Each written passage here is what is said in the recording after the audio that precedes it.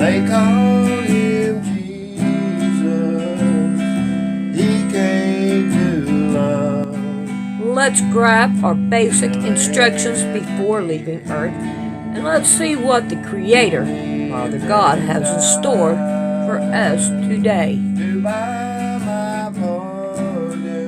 Well, let's work on looking at Daniel 3. Nebuchadnezzar, the king, made an image of gold, whose weight was 60 cubits, and the breadth thereof 6 cubits. He set it up in the plain of Dora, in the province of Babylon. Now, Dora is named after a false god.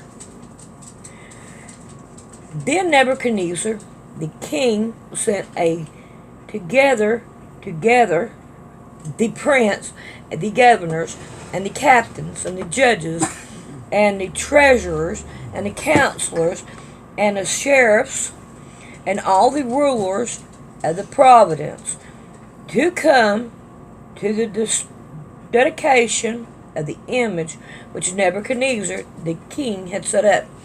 Now, I want you to look. It says the sheriffs. So, if the sheriffs had something to do with it then, do you not think that maybe they might have carried things on? I would say so. Raise up a child in the way, and it will not depart from it. I think that's in Proverbs. Alright.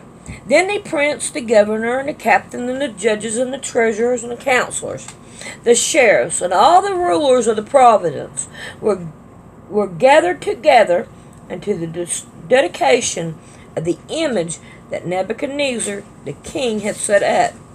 And they stood before the image that Nebuchadnezzar had set up. Then a herd cried out,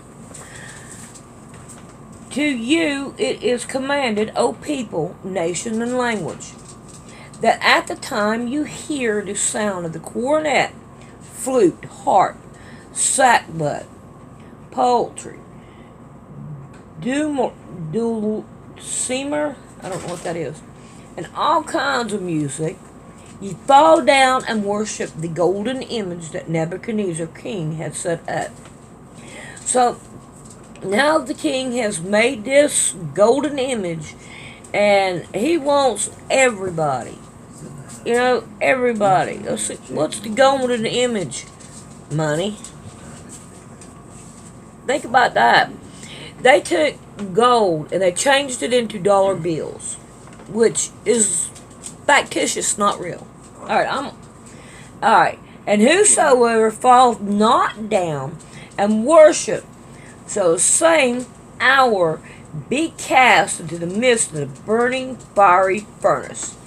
Therefore at that time, when all the people heard the sound of the cornet, flute, harp, sackbut, of poultry, and all kinds of music, all the people and the nation and language fell down and worshipped the golden image that Nebuchadnezzar the king had set up.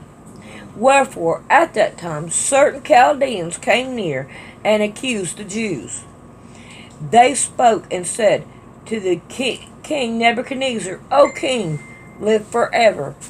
Thou, O king, hast made a decree that every man shall hear the sound of the cornet, flute, harp, sackbut, psaltery, and dulcimer, whatever that word is. It's some kind of musical instrument. All kinds of music shall fall down and worship the golden image. Now I want you to think about the golden image as being anything that can be on gold, precious stuff to this world. Okay? And whosoever falleth not down and worshipeth it, that he should be cast to the midst of the burning fiery furnace. There were certain Jews whom thou hast set over the affairs of the province of Babylon, Shadrach, Meshach, and Abednego. Those men, O king, have not regarded thee. They serve not thy gods, nor worship the golden image which thou hast set up. And Nebuchadnezzar, in his rage and fury, commanded to bring Shadrach, Meshach, and Abednego. And when they brought those men before the king, Nebuchadnezzar spoke and said unto them, It is true, O Shadrach, Meshach, and Abednego, do not ye serve my gods, nor worship the golden image which I have set up? Now if you be ready, that at that what time you hear the sound of the cornet, flute, the harp, sagbut, psaltery, and dual clamour, and all the kinds of music, ye fall down and worship the image which I have made. Well, if ye worship not, ye shall be cast in the same hour into the midst of the burning fiery furnace.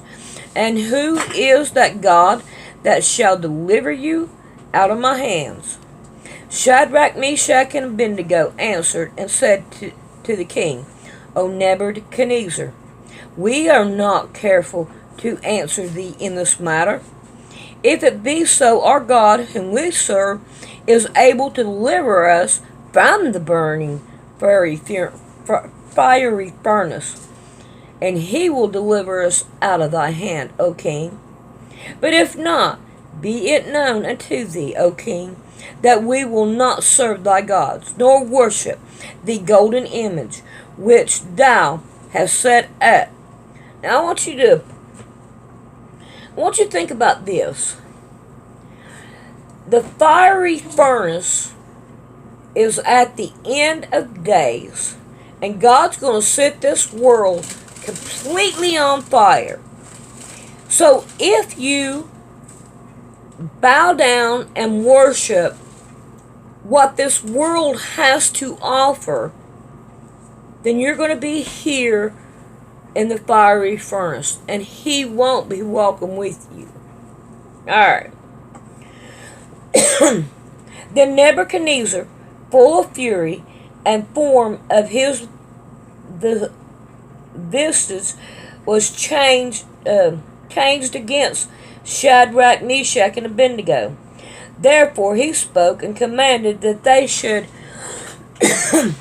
heat the furnace 7 times more than it wont to be heated. And he commanded the most mighty men that were in his armies to bind Shadrach, Meshach, and Abednego, to cast them into the burning fiery furnace. Then those men were bound in their coats, their hosen, and their hats, and their other garments, and were cast into the midst of the burning fiery furnace. Now, here we got their coats and all their stuff, their hats, all their garments. They have all this stuff on them. So let's think of it like this. Let me go find it. Alright, let's look at Ephesians 6 and 13, and I'm just going to read the 1. Wherefore, take unto you your whole armor of God, that you may be able to withstand in the evil days, that have done all to stand. Alright, so you know this Bible verse. Your breastplate, your feet shod with preparation of the gospel. So they had their whole clothes on. Okay? Their hat. What's their hat? Thinking of the Word of God. Because you need that in this time. Okay, we're back on 22. Therefore, because the key commanded was urgent, and the furnace exceedingly hot, the flames of the fire slew those men that took up Shadrach, Meshach, and Abednego. In other words, the ones that were supposed to throw him in there, they got burned up too. And those 3 men, Shadrach, Meshach, and Abednego, fell down bound into the midst of the burning fiery furnace. Then Nebuchadnezzar the king was astonished, and rose up in haste, and spoke, and said unto the counselors, Did not we cast 3 men bound into the midst of the fire? They answered and said, True, O king. He answered and said, Lo, I see 4 men loose, walking in the midst of the fire, and they have no hurt. And in the form of the 4th is like the Son of God. I want you to pay attention. As soon as he went in to the fiery furnace, there was God. So, think of it this way. When the Creator Father God starts throwing down all this fire and brimstone on the earth, because we, as His followers, are going to be here, unless we are martyred. But He was right there, Johnny, on the spot. So think about any trouble that you are having, and He is right there, Johnny, on the spot. Okay. Then Nebuchadnezzar came near to the mouth of the burning fiery furnace, and spoke and said, Shadrach, Meshach, and Abednego, you servants of the Most High God, come forth, and come hither. Then Shadrach, Meshach, and Abednego came forth out of the midst of the fire. And the princes, governors, and captains, and the king, counselors, being gathered together, saw these men, upon whose body the fire had no power, nor had a hair of their heads singed, neither were their coats charged, or the smell of fire had passed on them. So, trust in Him. He'll be there for you. Now the Nebuchadnezzar spoke and said, Blessed be the God of Shadrach, Meshach, and Abednego, who has sent His angels and delivered His servant that trust in Him, and have charged the king's word, and yield their bodies, that they might not serve nor worship any god except their own God. Therefore I make a decree that every people, nation, and language which spoke anything amiss against the God of Shadrach, Meshach, and Abednego shall be cut in pieces, and their houses shall be made dunghill, because there is no other God that can deliver after the sword. Then the king promoted Shadrach, Meshach, and Abednego in the province of Babylon. Now, for people who do not know what dunghill is, I'm going to tell you. He made their houses a shithole. And that's exactly what dunghill is. Alright, let's look at chapter 4. Nebuchadnezzar, the king, and to all the people, nations, and language, which dwelt in all the earth, peace be multiplied unto you. I thought it good to show the signs and wonders that the high God had brought towards me. How great are these signs, and how mighty are the wonders. This kingdom is an everlasting kingdom, and His dominion is from generation to generation. Nebuchadnezzar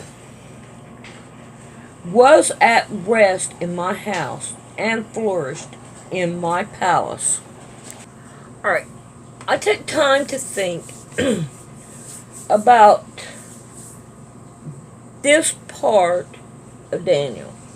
Now, time has passed. Now, the very first thing, now this is I'm going to say it from my seeing, and I'm going to share it with you. Alright, now in heaven, you are not married or given into marriage. You don't have children. They're already just there. So we're having to look at this on a worldly view. And we are looking at Nebuchadnezzar, not Daniel. So let's look at this. Generation to generation.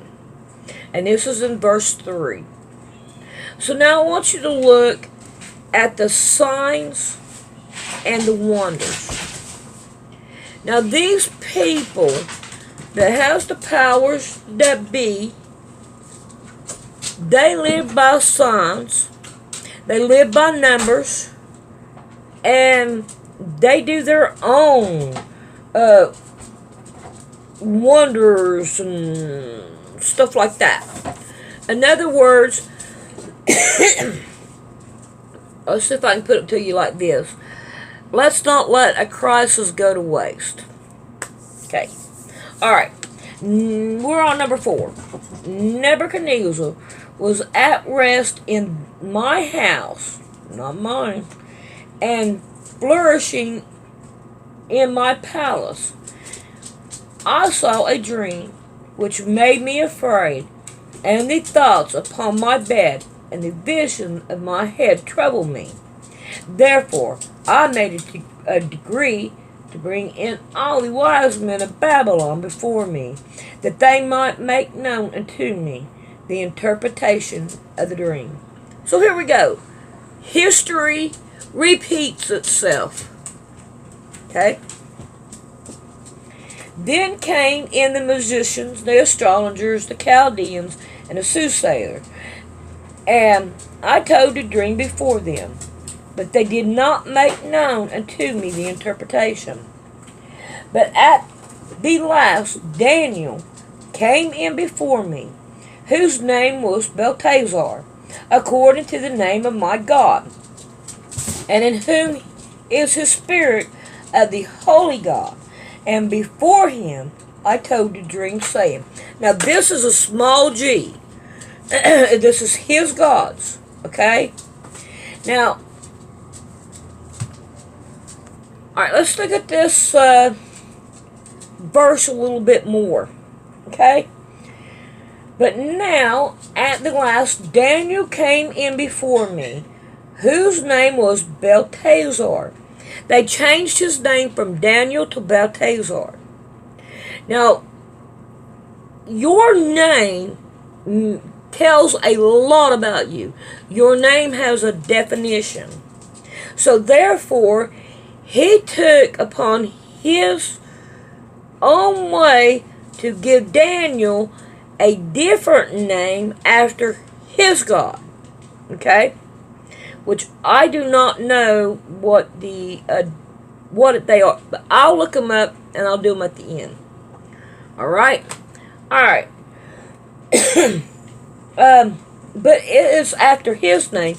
And as you were growing up, no matter what you done, let's say your name is Rick. Might as well go ahead and use Rick. You hear Rick, don't do this, Rick, don't do that, Rick, don't do this, Rick, go do that. You hear your name. So that instills something in your head, in your brain. It's like if I keep telling you, go eat that can of food, go eat that can of food, go eat that can of food. Pretty soon, you're going to go eat that can of food. Okay? Because you've been told it over and over and over. And it instills in your head. That's why come the Creator God says, learn my word. Have it around you all the time. You know? Turn your TVs off. Turn your radios off. Turn on, the Bible. And listen to the Bible.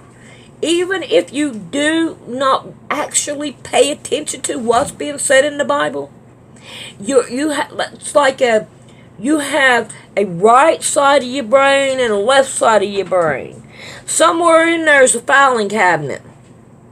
And in that filing cabinet is all this information that you do not even know you have even absorbed into your filing cabinet. Now I'm telling you, if you sit around and you think about what I'm saying, you're going to be going, wow, that's deep. Okay.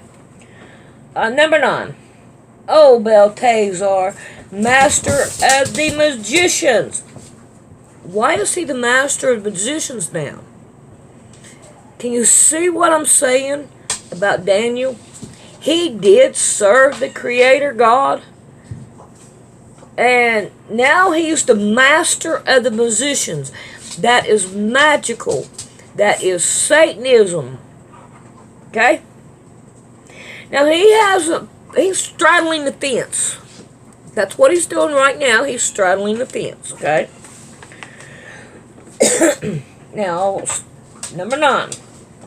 O Belteshazzar, master of the musicians, because I know that the Spirit of the Holy God is in thee, and has no secret trouble with thee.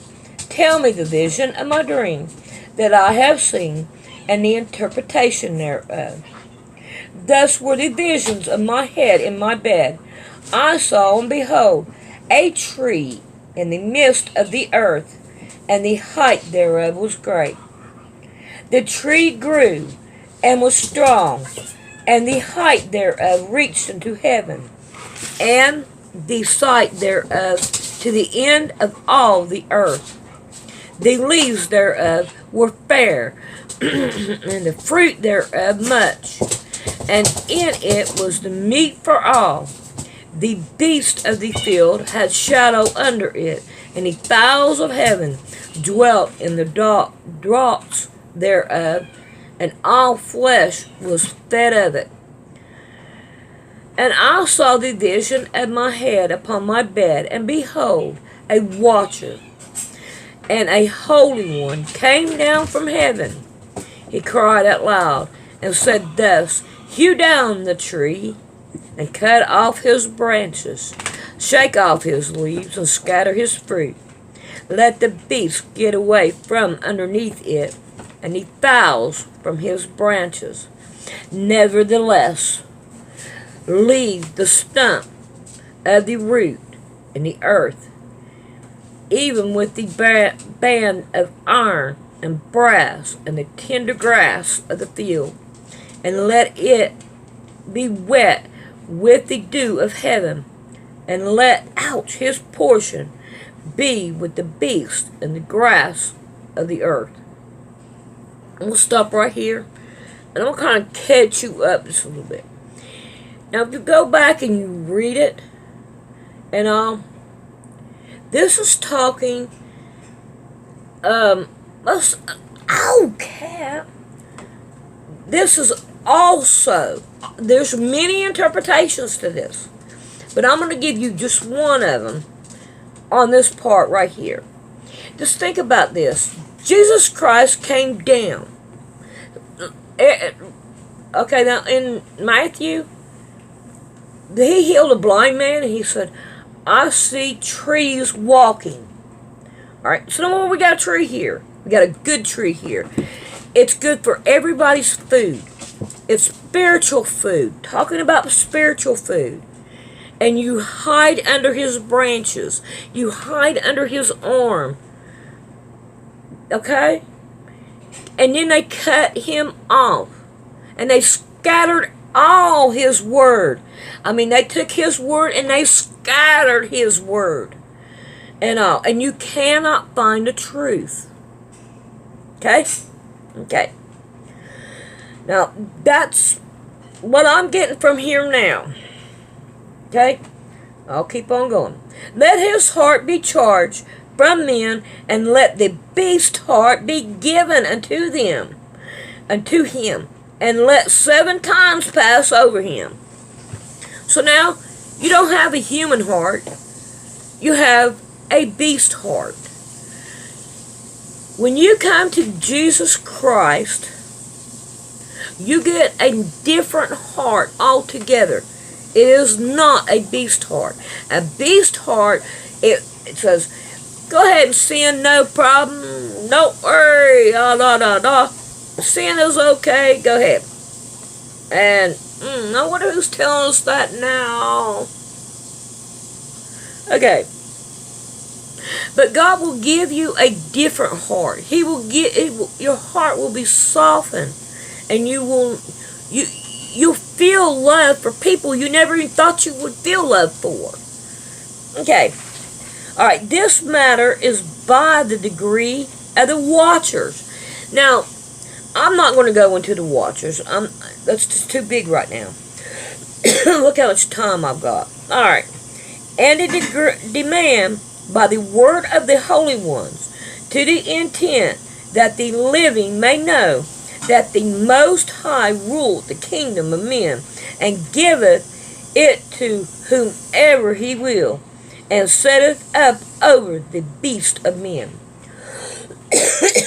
So Christ, has put people in line to be over people. And